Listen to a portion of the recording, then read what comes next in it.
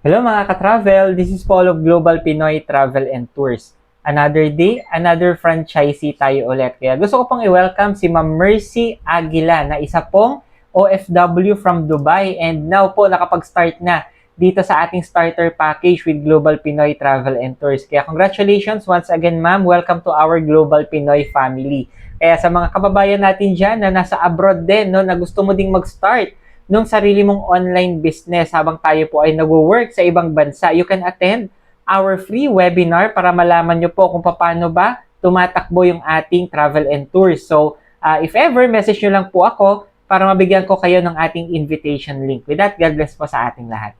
Gusto mo din bang umattend ng ating free webinar para sa travel and tours business?